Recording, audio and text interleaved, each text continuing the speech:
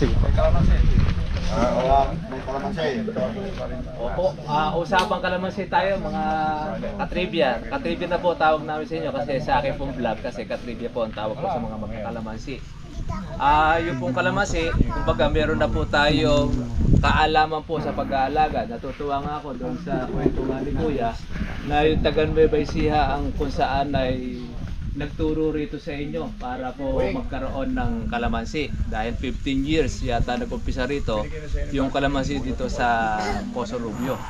At kasi para po meron tayong idea, yun po kasi kalamansi ay nag-umpisa yan diyan po sa Mindoro. And then yung Mindoro, na-adapt po yan ng Nueva Ecija, iba-ibang probinsya. And then sa amin, sa Cabiao, 30 years na yung pong aking magulang na nagkakalamansi. Sa madaling salita, kayo 15, mas maedad po kami sa inyo ng 15 years. Para po meron tayong idea, mayroon na rin po kayong alam din po sa pag-aalaga, dadagdagan na lang po natin ng inyo pong kaalaman. Di naman po natin sinasabi na tayo po ay hindi kayo, wala kayong alam po sa pag-aalaga dahil nakita ko naman po ang kalamansi ninyo rito, magaganda, maayos. Ngayon, pag-uusapan na lang natin, magkano po ba ang nagiging budget ninyo doon sa isang alagaan? Halimbawa, sa 500 puno, magkano po ang ginagastos niyo mula abono hanggang doon sa insecticide para kayo makapagpabunga? Opo, siyempre, yung mayroong kalamansi ang makakasagot noon. Umaabot po ba kayo ng 20 to 30,000 po sa isang alagaan? Mahigit ano? Kasi ang madugo po sa kalamansi, bukod sa pataba, ang pag-i-spray. Ilang beses po kayo nag-i-spray po sa isang linggo? 2 o 3 beses. Mula doon sa bulaklak. Pero hanggang diretso ba siya ang pag-i-spray nyo ng 2? Pag malaki na, pagkabuko na siya, pagkabuko, mga 3 beses isang linggo. For 2 weeks. For 2 weeks. After 2 weeks, mag-advance ng mga 1 araw, 2 araw bago spray. Spray ulit. Ayun. Sa madalit salita, sa isang anihan po ninyo, umaabot kayo ng mga nasa 20 to 30 spray. Session na pag-spray. Mag-budget na lang kayo halimbawa sa 1,000 na pag-i-spray kasama po yung inyong pong mga gamot. Ilan na yon? 30,000. Plus yung abono. Tama ay sabi ni Ma'am. Nasa 50,000 plus ang gastos ninyo doon sa kalahating hektarya. Pero pag nagbunga naman po yon mga katribya, sa 500 ilang red bag naman po nakukuha nyo sa pitasan. Yung kabuuan na mula doon sa pag-aalaga. Kumukuha ba ng 200? 300. O, sa madalit salita, okay naman. Maganda po yung inyong ani. Matsempong halimbawa, neto kang 1,000. Magkano na yun? 300,000. Ang gastos mo ay 50,000. Maganda ba ang kalamansi o hindi? Maganda. Yun ang gusto po namin i-share yung sa mga po pwedeng magkalamansi sa halip na palay. Kaya lang, hindi naman kasi lahat po ng lupa ay po pwede ang kalamansi. Kagaya nga po na sinabi nga ni Kuya, yung kanyang lupa ay buhangin, tapos yung ilalim ay bato. Meron siyang lupa, nasa ibabaw lang. Kaya kung nagtubig siya, 3 araw lang, tuyo na. Tama po ba? No? Tuyo siya. Sa madalit salita, dapat katabi niya irrigation. Opo. Pero gano'n pa man, nabubuhay yung kalamansi niya. Kaya maswerte tayo rito na lupain dahil maganda po ang kalamansi po natin. Ano po ba yung ating isi-share sa inyo? Yung 50 to 60,000, malaki po ang gastos ninyo sa kalamansi. Pwede natin yan patipirin. Sino po sa inyo mga kababayan na gusto nyo po maging matipid na pag-aalaga pero okay naman? Ito po, nire-recommend po natin pagka po bata pa lang po ang kalamansi, hindi na muna natin dapat ginagamitan po ng power spray. Bawa, 1 taon, 2 taon. chargeable ang gamitin, mas ginhawa. Mas makakatipid kayo ng gamot at mas matatapangan pa ninyo. Siyempre, kailangan tiyaga lang. Tiyaga lang. Kasi pag yan po mga ka-trivia, pinower spray ninyo, lalo na kung pag-spray ninyo ay paligo, hindi po maganda sa kalamansi rin. At doon na nga po, hindi rin maganda doon sa nagbobomba yun. Alam kung bakit? Lalo kung gagamit kayo ng napakababaho na gamot. Isang linggo yan nilaban mo na yung damit mo, nandun pa rin yung amoy. Naku po, kawawa po yung ating kalusugan, pati na rin po yung kapitbahay dito. Meron tayong mga gamot naman mga katribya, hindi naman ganun kababagsik, pero okay naman siya. Kaya, yun po yung ating pong ini-introduce sa ating mga magkakalamansi, kung papaano kayo makakamenos gastos, pero kikita kayo. Kagaya nito, paano po ba kayo mag-spray? Paligo po ba? Kung dati po kayo nagpapaligo, huwag nyo na pong paliguan. Mas maganda po yung pino. Yung mabasahan nyo lang siya. Kung halimbawa sa 1 hektarya, umuubos kayo ng 6 hanggang 7 drum. Marami yun. Gaano kalaking budget yun. Ang isang drum, ayan, yung mga nag-aalaga, alam naman po ninyo, isang timplahan ng gamot, maabot ng 1,500, 2,000, isang sprayan mo lang. Diba? Ganun ang nagiging budget, totoo hindi.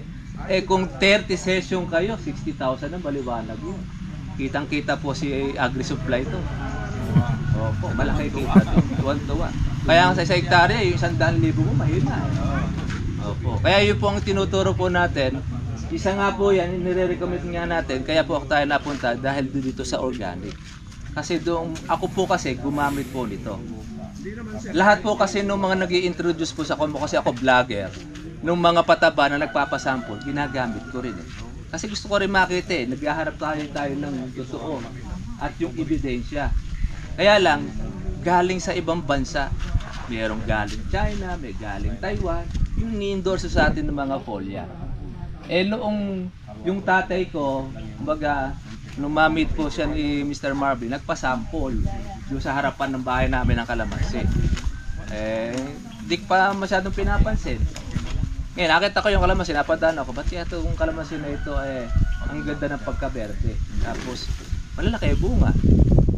Tapos, 1 taon na, gumugusar na. Nagpunta nga ito, nag-deliver ng pataba. Ano ba ikaw ginamit nyo? Ito ikaw ginamit na binigay ikaw Mr. Soriano. Okay ka ako dahil maganda epekto.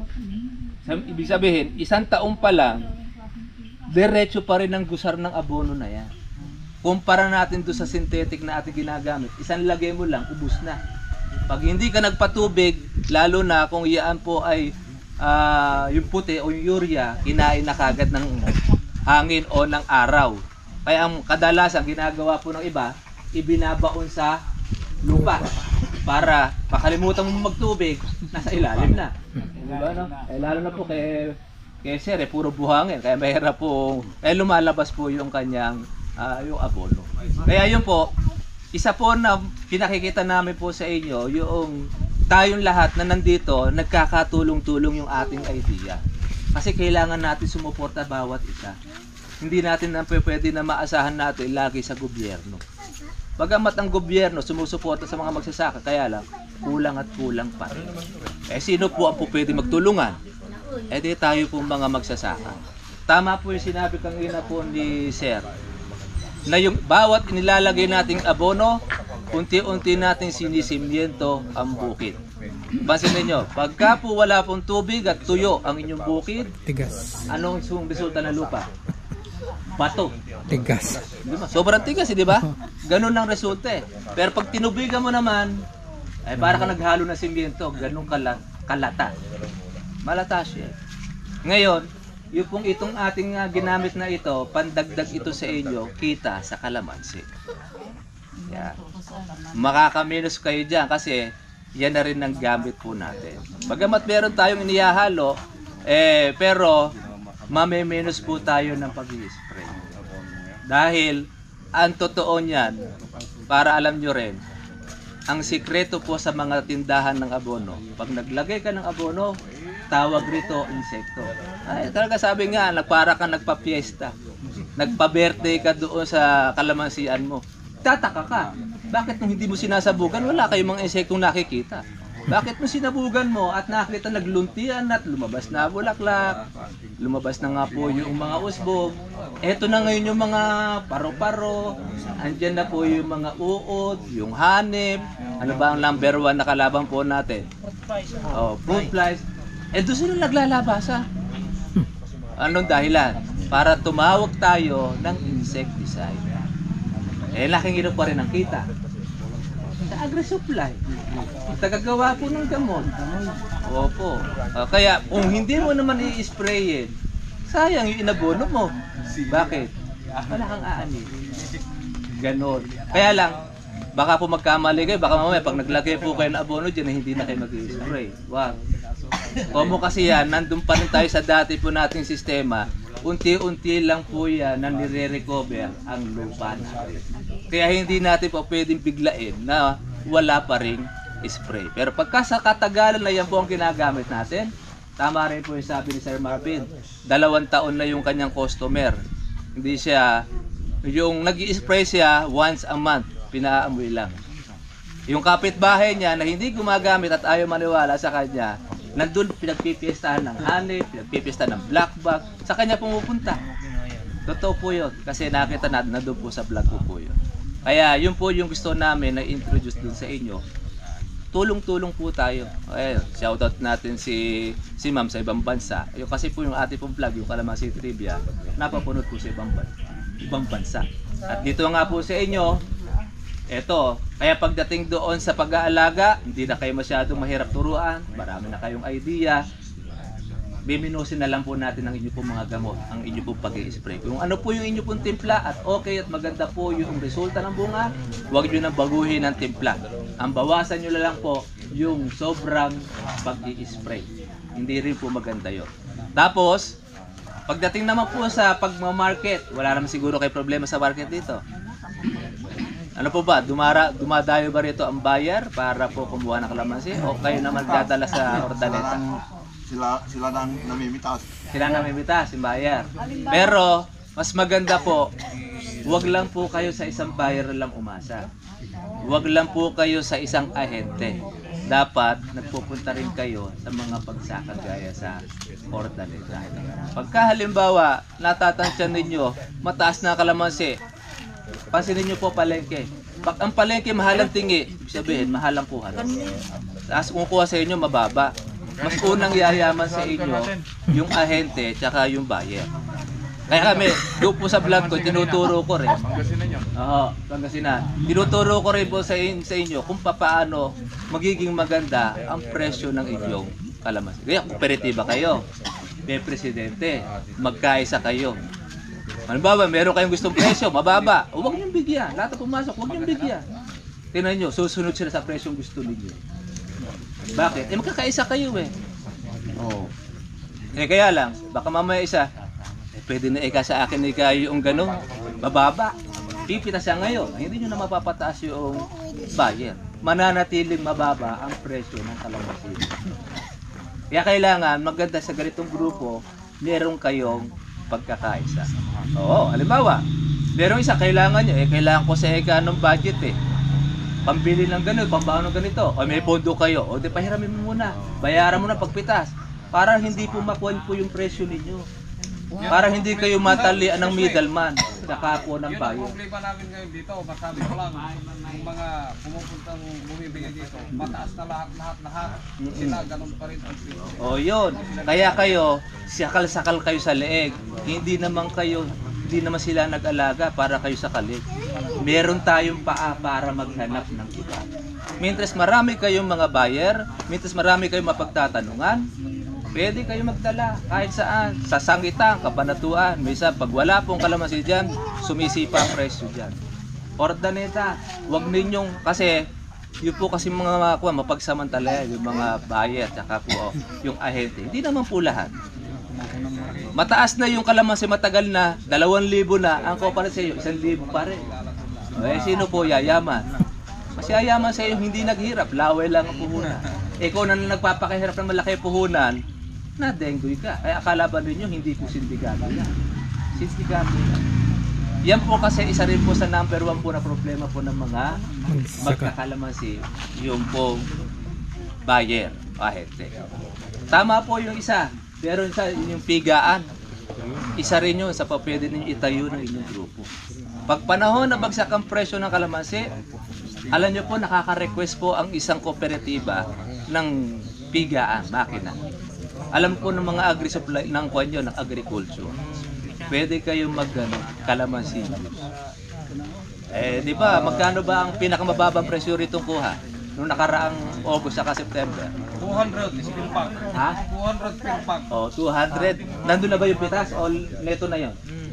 Ando na yung kwam. Hindi, wala pa ang pinaka-rich na yun. Net na. So madalit salita, nasa 300. Kasi 100 ang paupe. Yun, masyadong mababa kasi yung 100 sa ahente. Kasi sa amin 450 pinakamababa eh. Dito ang kuha 200. Ba, malaki kita po ng ahente. Sino kaya ako na lang kayo mag-ahente rito sa inyo para maganda kakita ko rin. Yung namimili siya ng Kita, 100. Yung ahente 450 kuha sa amin, ahente pa 'yon. Ibibigay niya pa doon sa buyer. Oo, di ba salita, mas higit pa sa 100 ang kita ng ahente. Ganoon po, magkaisa kayo. Total marami kayong mga kalamansi dito. Para hindi kayo hawakan sa leg po ng ahente tsaka ng mga bayan. So sir, may tanong kami sir. Anong pinakamaganda pagka namulak na yung pang-spray? Pang-spray? Ano po ba yung karaniwan po ninyong ginagamit? Ano po yung isa sa problema po ng kalamansi pagka po nagbuko na? Yung PX-space, hinahaluan ng Malatayon. Yung iba, malatayon, hinahaluan ng Hinahaluan. Ilang po ba ang halo ninyo sa isang sprayer? Gumagamit ba kayo ng mga matatapang na gamot? Isang sardinas sa isang drum. Isang sardinas sa isang drum. Mahina po yung gamot ninyo. Mahina yung timpla ninyo. Kasi ang sa amin kasi pagka yung mga pinaghalo-halong ganon, 2 hanggang 3 sardinas. Po sa isang drum. Pero galing namin dito yung 2 lokal ihalo sa isang important. Mimix, okay lang yun. Yung kasi yung mga Taiwanese na gamit pwede yun. Pansinin po ninyo, bawa, nagkuhan kayo ng 1 ligo. Pag naging buko na po ang inyong mga bulaklak, tingnan nyo po yung mga buko niya kung oblong. Marami bang oblong? Pag halos kalahati ang oblong, ibig sabihin, hindi po masyadong effective ang gamot ninyo. Opo, meron na kayong parisan. Sabihin, kailangan nyo pa ng iba pang gamot.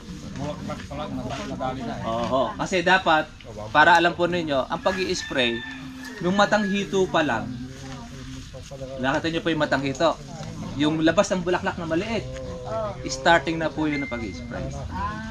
Mag-i-spray na kayo doon. Ang pag-i-spray po mula po doon sa matang hito na yon, 2 beses sa isang linggo. 2 beses. Doon po sa medyo matapang ang gamot. Pag halimbawa, matabang ang gamot po ninyo, ito ikalawang araw, magastos yun. Power spray ang ginagamit po doon. Pagka po yung nagbuko na siya, tawag nito, natagtag na, sinlaki na po siya ng gamunggo, weekly spray na po gagamitin. Yung weekly spray natin na yon, gamunggo siya hanggang sa maging gasaresa. Mga 1 buwan mahigit yun. Weekly na. Gagamitin nyo na nun. Pag sinlaki na po siya ng pollen, stop na kayo ng spray. Tigilan nyo na. Nagagastos na kayo ng malaki. Maliban, kung marami pang bulaklak na baba. O yung mga maliliit na po. Pag marami pang mga bunga at maliliit, continuous nyo lang week. Sabi ka malalaki na, no? Hindi na pa rin ang fruit. Opo, kasi kaya naman niyo kailangan sprayin din para hindi po natutusok po ng mga putak. Kaya para ma-maintain nyo lang na hindi po matusok yung putak yan, nagkukuha tayo ng monthly spray. Monthly, itong weekly spray. Tapos, wag lang po kayo sa isang gamot magbabantay. Baka mamaya, yun din po ang gamot na inyo ginagawa. Halimbawa, kalahati nalaglag po doon sa gamot ninyo. Ibahin ninyo yung gamot natin, plan ninyo. Sabi, hindi okay. Oo. Bukod doon sa dagdagan, magbago kayo. Kasi ang insekto, nai-immune din po yan ang kanilang gamit. Anong magandang gamot po sir na Nai-spray po. Opo, Mga isang praso. Malang namin. Mono na lang. Ganyan ba yung pagganyan? po sa Ayun, para mabilis kainin. Pagpapasin mo kami ng tatlo. Ayos pala. Titikman ko lang to. sarap yung kape tubukan. Ha? Tupa. Sarap to kung may mangga, ano? Nahalo ng mangga. Oh? Ay, ibig mo sabihin, ang pinag-ano nito, Pulot niya. yung pulot ng tuba. Kaya lasang tuba eh. Mahawak po doon. Ayun na, lasang tuba, yung kinakain natin. Natural eh. Natural pala siya. Galing na gumawa nila, ano? Parang kwa pala eh. Pwede nga kakumbag eh. Oo. Kapag paggawa ng bag. Ganto, hindi naman ganto paggawa. Iba naman, kanin naman nilalagay. Ayun yung kanin ngayon. Susok-sok Hindi, yung ganyan din, kanya. halos ganyan din. Tapos, kanin ang pag bibili kang kanin, Yan na ito na gagawin. lang, yun na yung Kaya alam ba?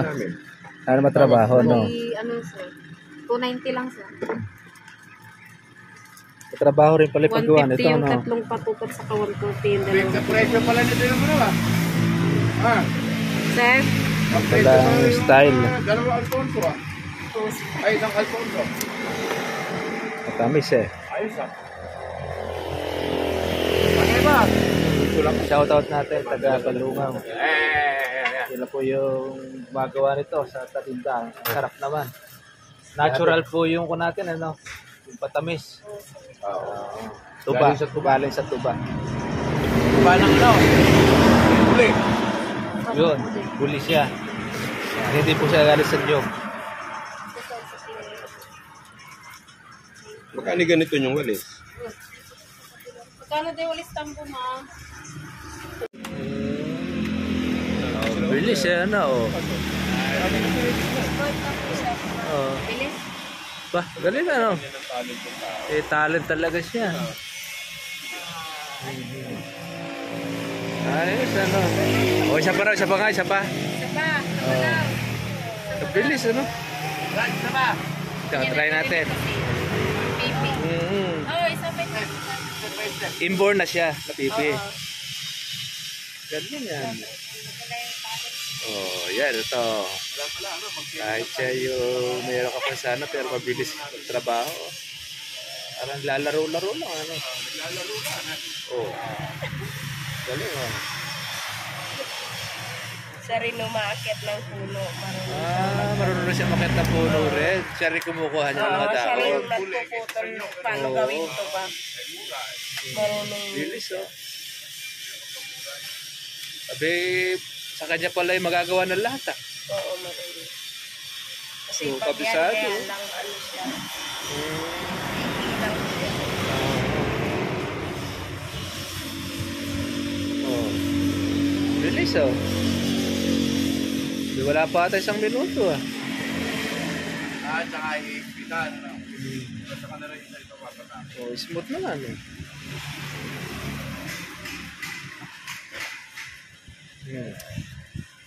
Oh, tapos. Galing, eh. Ayos, ano? Okay. Oh, tinan mo nga, tatlo na siya. Nakakaisa naman sila. Oh, galing.